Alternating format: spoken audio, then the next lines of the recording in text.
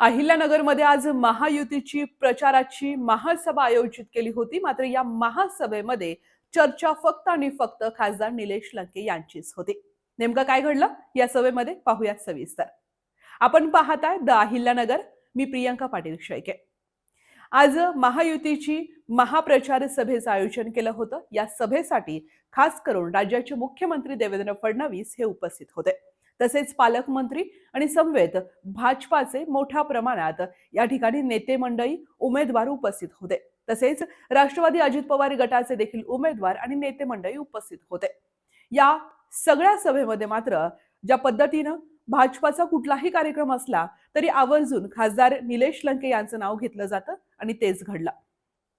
एका वक्त्यानं वातावरण गरम करण्यासाठी आणि माजी खासदार सुजय विखे यांना खुश करण्यासाठी खासदार निलेश लंके यांच्यावरती डायलॉगबाजी केली. ती डायलॉगबाजी कशी होती पहा तुम्हीच. आता तुम्हाला देखील विनंती करेल बरं आया बहिणींनो, हात वरती करायचे आणि स्टेजवर बसलेल्या सर्वांनी हात वरती करायचे. बरं हात वरती करा. ज्याला हात असतील त्यांनीच वरती करायचे. सुजय दादांनी केलेल्या सर्वांनी करा. मी म्हणेल माझ्या मागोमाग म्हणायचं. म्हणाल की नाही? चला हात वरती करा. बोला राम कृष्ण हरी. बसवा या निलेश लंकेला घरी. परत हात वरती करा. अरे हात वरती करा. हात दाखवा हलून. आहे ना हात? हा. बोला राम कृष्ण हरी. सुजय दादा असल्यामुळे डोंट वरी.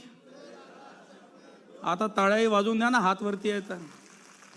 आता या महाशयांना कोण सांगणार? ज्या माजी खासदारांबद्दल ते म्हणतात की डोंट वरी, तेच सध्या खूप काळजीत आहेत. जिकडे जाईल तिकडे ते पराभवाच्याच गोष्टी करतात. त्यांचा जो पराभव झाला तो जिव्हारी लागलेला आहे. ते अजूनही विसरलेले नाहीयेत. त्यामुळे काही कार्यक्रमांमध्ये ते म्हणतात की आता मला कुंकू लावूनच टाका. त्यांना त्यांच्या कुंकवाची काळजी आहे. त्यामुळे सुजय विखे असले डोंट वरी असं म्हणता येणार नाहीये. कारण जेव्हा निवडणुका असतील किंवा जे काही महत्वाचे इव्हेंट असतील तेव्हाच या माजी खासदारांना नगर दक्षिण दिसतं. नाही तर हे माजी खासदार उत्तरेतच रममान असतात. पूर्वी त्यांनी हा मतदारसंघाचं काम पाहिलंय. त्यांना काही मतदारांनी या ठिकाणी वोटिंगही दिलंय. त्यांची काळजी यांनी केली पाहिजे. मात्र तसं होत नाही. हे फक्त पौर्णिमा, अमावस्या किंवा धूमकेतू सारखे कधीतरीच उगवतात. हे देखील तितकंच खरं. आता राहिला दुसरा विषय. पालकमंत्री यांनी या सभेमध्ये काही घोटाळेबाज ज्या संस्था आहेत त्यांची नावं घेतली. मात्र यामध्ये पालकमंत्री काळजीपूर्वक विसरले असतील की प्रवरा पतसंस्थेचे जे ठेवीदार आहेत ते ठेवीदार त्यांच्या ठेवी मिळतात कधी हे पाहून पाहून अगदी मयत झालेत. आणि जे जिवंत आहेत ते या ठिकाणी न्यायालयाच्या पायऱ्या झिजवत आहेत. त्या घोटाळ्यावरती पालकमंत्र्यांनी बोललं पाहिजे होतं. मात्र त्यांनी यावरती एक चिकार शब्दही काढला नाही. आणि राहिला सगळ्यात महत्वाचा प्रश्न. सर्व नगरकर या सभेकडे आस लावून होते. ही सभा होती राज्याच्या मुख्यमंत्र्यांची. या सभेमध्ये विकासाची महत्वाची काहीतरी बोलणी होतील. विकासाच्या गोष्टींवरती बोललं जाईल. नगरचं व्हिजन ठरवलं जाईल अशी अपेक्षा प्रत्येक नगरकरला होती. मात्र या सभेत असं काहीच घडलं नाही.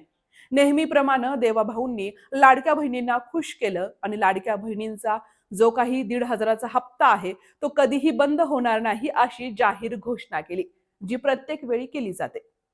याशिवाय कुठल्याही ठोस विकास कामांवरती आणि नगरच्या व्हिजनवरती बोललं गेलं नाही. शिक्षण असेल, आरोग्य असेल, रस्ते असतील, वीज असेल, स्वच्छता असेल, या सगळ्या गोष्टी. आणि दुसरीकडे अतिक्रमण असतील, त्यासोबतच दहशत असेल आणि सुरक्षितता असेल, या कुठल्याही गोष्टीवरती या सभेमध्ये एक चिकार शब्दही काढण्यात आला नाही. ज्या पद्धतीनं आपण काही व्हिडिओच्या माध्यमातून या निवडणुकीच्या काळामध्ये ज्या पद्धतीने रिव्हॉल्वर दाखवून दहशत केली जाते त्या संदर्भात देखील कुठलीही सुरक्षतेची गोष्ट गृहमंत्र्यांनी केली नाहीये, ज्या गृहमंत्र्यांकडनं अपेक्षा होते. असा सगळा महायुतीचा हा खेळ खंडोबा आज पाहायला मिळाला. आणि नगरकर कुजबुजू लागले की आजची सभा फेल झाली आहे. ही सभा भाजपाने सक्सेसफुल करायला हवी होती. भाजपानेच हे धनुष्यबाण हाती घेतलं होतं. मात्र मुख्यमंत्री आलेही आणि मुख्यमंत्री गेलेही आणि चर्चा झाली ती म्हणजेच नगर दक्षिणचे खासदार निलेश लंके यांचीच. धन्यवाद.